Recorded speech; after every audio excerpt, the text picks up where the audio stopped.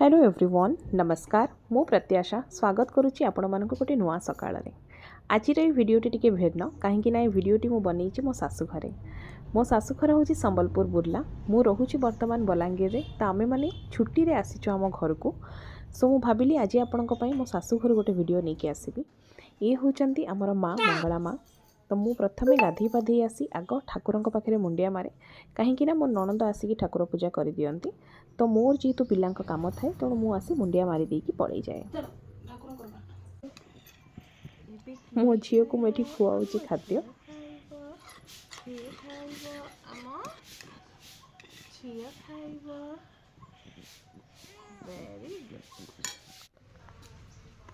आउ ये हेले मोर परम पूज्य एकमात्र स्वामी कौन कहवा ये होचंती मो सासू आमर ये गछ वृक्षर जीतिक अलिया आवर्जना पत्र ये सबू डेली मो शाशुंकर काम है सी पूरा घंटे खंडे समय नहीं ताकू झड़ा झड़ी ओला ओली सबू करेंगे ये आम चुली रे भात बस। हेलो एवरीवन नमस्कार जमती मुझे पूर्व वीडियो रे कही कि नेक्स्ट वीडियो आप मोस्ट प्रोबेबली मत मो शाशु घरे देखिए तो येस सो मुझे आसी संबलपुर किंतु आम देह काली एत खराब थिला कौन कहबी मो देह तो आज भल होईची माने ठंडाटा मत अच्छी किंतु काली मो मुंड पूरा धमधम होता एत पिंधुला मो पूरा माने पागल भाया लगुला आउ झील को एपर्यंत ठंडा अच्छी तार कमिनी पुओ तो अवस्था बेसी खराब है पुओ को माने एते जर को जर काश हो बाड़ी गला टी हाँ तो एमती एमती चलती देखा आज कौन कौन सब करुच्ची घरे एपर्यंत तो आम रोसई होनी खाली भात गाड़ी आसी आउ किसी कम ना आज कौन जब नॉनवेज हम आइस टी हम आउ कौन करपर मुझे सहित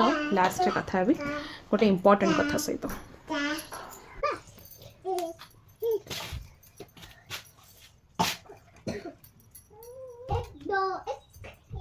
आज कोबी भजा हम बोली मो कोबी आलू काटापी बसी पड़ली मोर आज्ञा छुरी रे बड़ स्पीड हुए कहीं मोर प्रैक्टिस अच्छी छुरी रे काटिबा पनिकी मोर टे नॉर्मली स्लो हुए बट मुझे काटी दिए मु सब जिनसर अभ्यासटा रखापी चाहे कि ये छुरी अच्छी बट मुझे पनिकी ही काटापी तो मुझे कोबी आलू काटी भजा हम बोली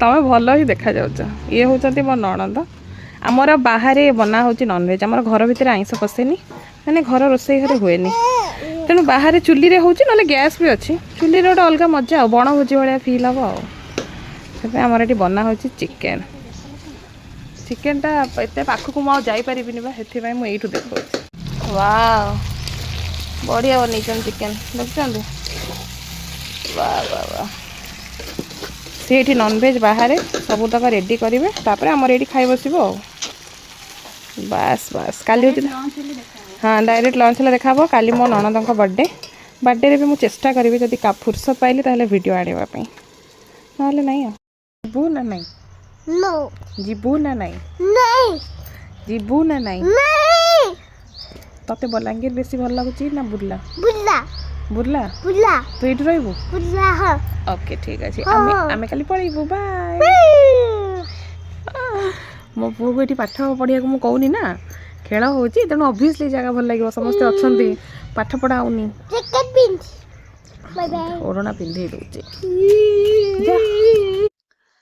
सो फाइनली हियर आई एम मो शाशु घरे आमती आप आगुरी वीडियो देखिले कि मो नणंद चिकेन बनाऊले तो आज आम लंच होता भात डाली चिकेन आउ कोबी आलू भजा आमे मैंने समस्ते खाइलु एंड मो शाशु घर जमी गोटे रिचुअल्स भाई अच्छी खाई सारिकी समस्ते एटलिस्ट घंटे 1.5 घंटा रेस्ट करेंगे माने शोबे किंतु मोर तो से अभ्यास ना कहीं मु राउरकेला रहा बेले भी मोर खाई सारा पिला को शुई सारा मोर कम थाए बाकी कम बलांगीर भी मोर से सेम हालत तो मत एमती भी निद हुए नॉर्मली खरा बेले तापरे मु कहली एठी तो मोर बेसी मते फ्री टाइम मिले कहीं सेठी तो मोर बेसी काम थाए फुल टाइम रोसई काम को फुल टाइम पिला काम एठी मोर पिला कामटा सिना फुल टाइम बट रोसईटा मोर मैक्सिमम मो नणंद अच्छंती तो सबू माने काम सी ही कर दियंती मु बस तांकू हेल्प करे छोट मोट तो से मते फ्री जेहेतु अच्छी मु कहली गोटे वीडियो आपनको सहित शेयर करी एंड गोटे इंपोर्टेंट कथा कहबी ए वीडियो रे बैक टू बैक मोर किछि दिन तळे जो वीडियो आसुची ए भितरे ता भितरे मते किछि भौणी कमेंट करथिले कि दीदी are you happy in your life तमे सतरे तुम जीवन में एते खुशी अछ ତ ମୁଁ ତାଙ୍କୁ ଯାହା ଉତ୍ତର ଦେବା କଥା ତ ଦେଇଛି, ବଟ୍ ଆପଣମାନଙ୍କ ସହିତ ଏଇ ଜିନିଷଟା ମୁଁ ସେୟାର କରିବା ପାଇଁ ଚାହୁଁଛି। ଦେଖନ୍ତୁ, ମୁଁ କୌଣସି ଗୋଟେ ମହାପୁରୁଷ ନୁହେଁ, ଗୋଟେ ମହିୟସୀ ମହିଳା ତ ନୁହେଁ। ମୁଁ ଆପଣମାନଙ୍କ ଭଳି ଜଣେ ସାଧାରଣ ମଣିଷ। ସୋ ବିଙ୍ଗ ଅ human I have lot of emotions. ମୁଁ ବି ରାଗେ, ମୁଁ ବି ଝଗଡ଼ା କରେ, ମୁଁ ବି ଜିଦ୍ଦି କରେ, ମୁଁ ବି ବେଳେବେଳେ କାନ୍ଦେ, ମୁଁ ବି ବେଳେବେଳେ ରିଆକ୍ଟ କରେ, କ'ଣ ଅନାପ ଶନାପ କହିଦିଏ। ଆଉ ଏମିତି ନାହିଁ ଯେ ମୋ ପରିବାରରେ କୌଣସି ପ୍ରକାର ଅସୁବିଧା ନାହିଁ, ବାକି ଅନ୍ୟମାନଙ୍କ ପରିବାରରେ ଖାଲି ହେଉଛି, ନାହିଁ। ବହୁତ ସମୟରେ ଏମିତି ହୁଏ, ମୋ ହଜବେଣ୍ଡଙ୍କ ସହିତ ମୋର ହିଟେଡ୍ ଆର୍ଗୁମେଣ୍ଟସ୍ ବି ହୁଏ। ବହୁତ ସମୟରେ ମୋ ପିଲାଙ୍କ ପାଇଁ ତ ଆଏ ଦିନ ମାନେ ଟେନସନରେ ରହେ। ଆଜି ଦେହ ଖରାପ, ଆଜି ଏଇଟା, ଆଜି ପୁଅ ଦୁଷ୍ଟ ହେଲାଣି, ଆଜି ଏଇଟା କରୁଛି, ସେଇଟା କରୁଛି। ବେଳେବେଳେ ମୁଁ ରାଗିକି ପୁଅକୁ ବାଡ଼େଇ ବି ଦିଏ, କାହିଁକିନା କଣ୍ଟ୍ରୋଲ କରିପାରେନି ଇମୋସନ୍ସ। ଭାବିବି ଯେ ନାଇଁ ନାଇଁ ନାଇଁ, ତାକୁ ମାରିବିନି, ବୁଝେଇବି, କିନ୍ତୁ ହେଇପାରେନି, ଚାପଡ଼ା ବସିଯାଏ। ଏବେ ତ ଝିଅ ବି ଖାଇଲାଣି ମୋଠୁ ଗୋଟେ ଦିଟା। ଯଦିଓ ଏଇଟା ଭୁଲ, କିନ୍ତୁ କ'ଣ କରିବି, ମାନେ ଅଟକେଇ ହୁଏନି ନିଜକୁ। ଆଣ୍ଡ ଏମିତି ନାହିଁ ଯେ କେବେ ଫ୍ୟାମିଲି ଡିଷ୍ଟର୍ବାନ୍ସ ହୁଏନି, ବହୁତ ସମୟରେ ବହୁତ ଜିନିଷ ହୁଏ, ମାମା ସାଙ୍ଗରେ ବି ବେଳେବେଳେ ଝଗଡ଼ା ହୁଏ। ତ ସମସ୍ତଙ୍କ ଲାଇଫରେ ଯେମିତି ପ୍ରୋବ୍ଲେମ୍ସ ଆସେ, ସେମିତି ମୋ ଲାଇଫରେ ବି ଅନେକ ପ୍ରୋବ୍ଲେମ୍ସ ଅଛି। ତ ମୁଁ ରିଆକ୍ଟ ବି କରେ, ଏମିତି ନାହିଁ ଯେ ମୁଁ ଚୁପ୍ ରହିଯାଏ ଖାଲି। କିନ୍ତୁ ଜିନିଷ ହେଲା କ'ଣ ନା, ଆମେ ସବୁବେଳେ ଏଇ ଜିନିଷଟାକୁ ଚିନ୍ତା କରିବା କଥା। ଯେମିତି ମୁଁ ଆପଣମାନଙ୍କୁ ବହୁତ ଥର କହିଛି ଯେ ମଣିଷ ଯେତେବେଳେ ତା ସୁଖକୁ ଦୁନିଆର ସୁଖ ସାଙ୍ଗରେ କମ୍ପେୟାର କରିବ, ତା ସୁଖ ତାକୁ କମ୍ ଦିଶିବ। ମଣିଷ ଯେତେବେଳେ ତା ଦୁଃଖକୁ ଦୁନିଆର ଦୁଃଖ ସାଙ୍ଗରେ କମ୍ପେୟାର କରିବ, ତା ଦୁଃଖ ବି କମ୍ ଦିଶିବ। କିନ୍ତୁ ଆମେ କ'ଣ କରୁ, ସୁଖଟାକୁ ସବୁବେଳେ ଅନ୍ୟମାନଙ୍କ ସାଙ୍ଗରେ କମ୍ପେୟାର କରିଦେଉ, ବଟ୍ ଦୁଃଖକୁ କେବେ ହେଲେ ବି କାହା ସାଙ୍ଗରେ, ଦୁନିଆ ସାଙ୍ଗରେ କେବେ କମ୍ପେୟାର କରୁନା। ଆମକୁ ଲାଗେ ଭଗବାନ ଆମକୁ ଯେଉଁ କଷ୍ଟଟା ଦେଲେ, ଆଉ ବୋଧେ କାହାକୁ ଏ କଷ୍ଟ ମିଳିନି, ଆମ ଉପରେ ହିଁ ସବୁ ଚଡ଼କ ପଡ଼ିଛି, ଆମ ଉପରେ ହିଁ ଦୁନିଆ ଯାକର ବୋଝ ଅଛି, ଆମେ ହିଁ ଦୁନିଆର ସବୁଠୁ ଷ୍ଟ୍ରେସ୍ଡ ପର୍ସନ୍। ବଟ୍ ସେମିତି ନୁହେଁ। ଫର୍ ଏକ୍ଜାମ୍ପଲ୍, ଆମେ ଗୋଟେ ସୁନା ଦୋକାନ ଯାଇକି ଗୋଟେ କାନଫୁଲ କିଣିଛେ।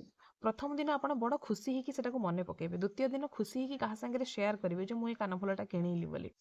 ତୃତୀୟ ଦିନ ଯଦି ଆପଣ କେଉଁଠୁ ବି ଶୁଣିଦେଲେ, ବା ଆପଣ କେଉଁଠୁ ଗୋଟେ ଜାଣିଲେ ଯେ ହଁ ମୋ ଭଉଣୀ ଗୋଟେ ହାର କିଣିଦେଇଛି, ବା ମୋ ପଡ଼ିଶା ଘର ଗୋଟେ ଜଣଙ୍କର ସୁନା ହାର କିଣିଛି, ଆପଣଙ୍କୁ ସାଙ୍ଗେ ସାଙ୍ଗେ ଆପଣଙ୍କ ସୁଖଟା କମ୍ ଦିଶିବ। ଆଉ ଆପଣ ଭୁଲିବାରେ ଲାଗିବେ ଧୀରେ ଧୀରେ ଯେ ମୋର ବି କାନଫୁଲ କିଣା ହେଇଥିଲା ଆଉ ମୁଁ ଖୁସି ହେଇଥିଲି ବୋଲି। ଆପଣଙ୍କୁ ଲାଗିବ ମୋର ତ କାନଫୁଲ କିଣା ହେଇ, ତାଙ୍କର ତ ହାର ଆସିଛି।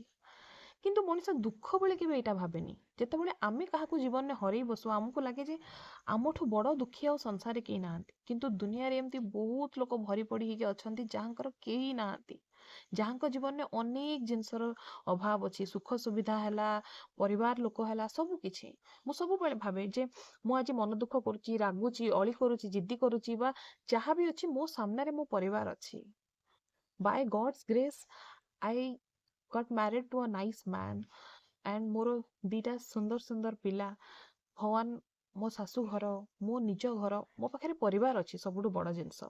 କିନ୍ତୁ ଭାବନ୍ତୁ ସେଇ ଲୋକ ବିଷୟରେ ଯିଏ 15 ମିନିଟ୍ ଆଗରୁ ତା ନିଜ ଘର ଲୋକଙ୍କ ସହିତ ହସିକି ବା ହାପି ଜର୍ଣ୍ଣି ୱିଶ୍ କରିକି କଥା ହେଇଛି, ଆଣ୍ଡ 15 ମିନିଟ୍ ପରେ ଗୋଟେ କଲ୍ ଆସୁଛି କି ଯେ ଆକ୍ସିଡେଣ୍ଟ ହେଇଗଲା ଆଣ୍ଡ ଅଲ୍ ଆର୍ ଫିନିଶ୍ଡ, କେହି ଆଉ ନାହାନ୍ତି। ତ ତାକୁ କ'ଣ ବିତୁଥିବ ତା ଉପରେ। So just imagine.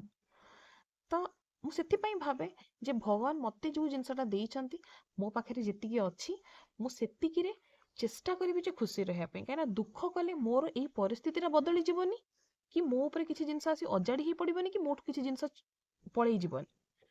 ତେଣୁ ମୁଁ ମନ ଦୁଃଖ କାହିଁକି କରିବି? ହଁ, ରିଆକ୍ସନ୍ ମୋର ଆସେ, ରିଆକ୍ଟ କରେ, ବଟ୍ କିଛି କ୍ଷଣ ପାଇଁ।